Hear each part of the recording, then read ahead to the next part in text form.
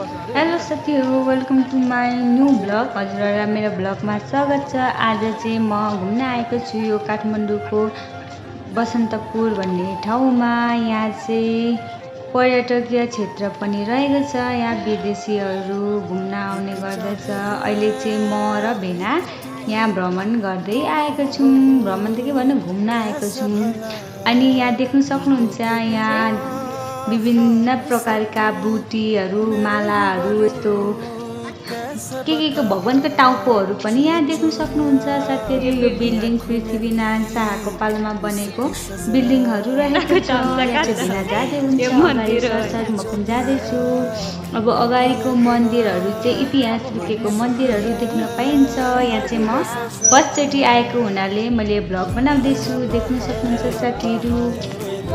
हेर्दा नि यो भ्यू खतरा छ। पुरानो डिजाइनले बनेको मन्दिरहरू रहे।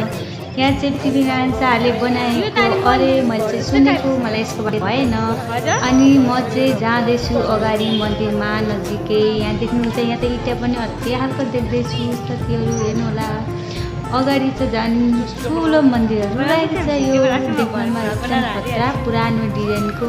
अहिलेलाई भ्लग चाहिँ यति नै। बाई बाई साथीहरू। यो ठाउँको नाम के हो? अब यो घुमेर फोटो खिचेर फर्किन्छु।